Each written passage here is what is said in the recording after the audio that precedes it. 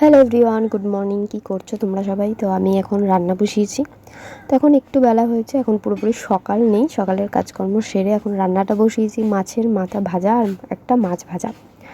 তো আজকে কী কী রান্না হবে তোমাদেরকে বলি। এই যে মাছের মাথাটা দিয়ে হবে লাউ শাকের চচ্চড়ি, আর সেটা একজন দিয়ে গেছে, মানে একটা দাদা দিয়ে গেছে আর কি, পুরো গাছের।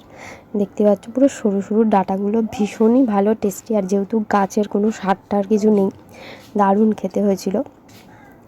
তো এই হচ্ছে, এটা দিয়ে কুমড়ো আলু আর এই ডাঁটাটাই রয়েছে। তো এই দিয়ে চচ্চড়িটা করবো, আর অল্প একটু মাথা রয়েছে, তো সেটা দিয়ে এই যে লাউ শাকের চচ্চড়িটা করেছি। তো এই হচ্ছে লাউ শাকের চচ্চড়ি। তো দেখতে তো বেশ ভালোই লাগে, আর খেতেও কিন্তু দারুণই হয়েছে। একদিকে বসিয়েছি পটল ভাজা।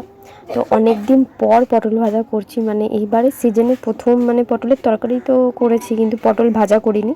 তো এই পটল ভাজাটাই করছি, আর এখন পটল ভাজা খেতে বেশ ভালো লাগে। আর করব আজকে পেঁপের তরকারি। ওই পেঁপেটাও ওই দাদাটাই দিয়ে গেছিলো, গাছের পুরো বাড়ির তার। তো পেঁপে দিয়ে তরকারি করবো। আর যেহেতু মাছ নেই, তো সেই জন্যই একটাই মাছ ছিল, ওটা আমাদের বেড়ালের জন্য ভাজা করেছি।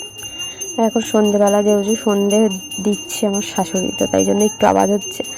তো চলো, এই হচ্ছে আজকের রান্নাবান্না। আর এই যে স্নান টান কমপ্লিট, মাত্র স্নান করে উঠেছি, যেহেতু রান্নাবান্না হয়ে গেছে এখন খেতে দেবো বরকে। আর ওদিকে বর স্নান করে আসছিলো, আর হচ্ছে ও যেহেতু খালি গায়ে, তো সেই জন্য আর ভিডিওটা ওকে আর দেখায়নি, সেই জন্য ও বলছে দেখিও না, সেই জন্য ওর দিকে ওরমভাবে তাকালাম। তো এই দেখো, এই যে কী কী রান্না করেছি সেটা দেখাই একবার। পটল ভাজা, আর পটলের দানা থাকলে না সেই পটল ভাজা বেশি ভালো লাগে খেতে, আমার তো হেভি লাগে, খুবই ভালো লাগে। আর এই যে এখানে হচ্ছে আলু আর পেঁপে দিয়ে তরকারি, যেটা আমার ছেলে একদমই ভালো খায় না। আর এই যে এখানে রয়েছে ওই চচ্চড়িটা লাউ শাকের, এটাও আমার ছেলে ভালো খায় না, আমার ছেলের আবার মাছ হলে একটু ভালো হয়। আর এখানে রয়েছে লাউ শাক দিয়ে ডাল। আজকে সবই মানে লাউ শাকেরই আইটেম। আর লাউ শাক দিয়ে এরকম ডাল খেতে কিন্তু খুব ভালো লাগে, দারুণ লাগে। তো তো দুপুরে খাওয়া দাওয়ার পরে একটুখানি শুয়েছিলাম, আর এখন উঠেছি অনেকক্ষণ আগে। উঠে এই যে ঘরের কাজকর্মগুলো করলাম, মানে এই যে জামা কাপড়গুলো গোছালাম, এগুলো সব গুছিয়েছি। আর পরবো এখন এই যে এই নাইটিটা, তো এটা পরবো।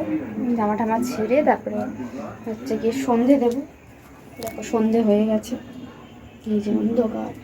আর এখানে এই যে গ্যাসটা মোছা বাকি ছিল, সেটাও মুছে নিয়েছি। আর তেমন কোনো কাজবাজ ছিল না, কারণ সব করেই রেখেছিলাম। তো চলো এখন আমি যা নাইটটা চেঞ্জ করে সন্ধে দেবো।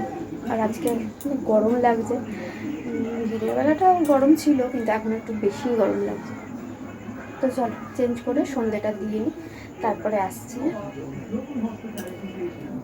তো সন্ধে দেওয়া কমপ্লিট। এই যে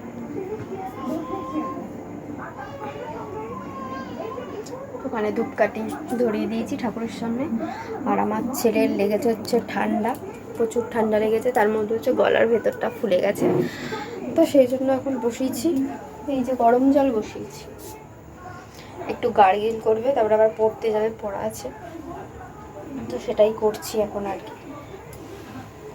আর নুন দিয়ে এই গরম জলটা হালকা হালকা নিভিয়ে হয়ে গেছে মনে হচ্ছে, গার্গিল করলে গলা ব্যথাটা তাও কমে, বেশ ভালো জিনিস। তো চলো, আর এর আগে তোমাদেরকে দেখিয়েছিলাম এই যে স্টিকারটা লাগিয়েছিলাম, বেশ ভালোই লাগছে দেখতে। বিছানা টিছানা গোছানোই আছে। এই যে এখানে আমার অনেক ঠাকুর আছে, দেখতেই পাচ্ছ, জায়গা কম কিন্তু অনেক ঠাকুর আছে।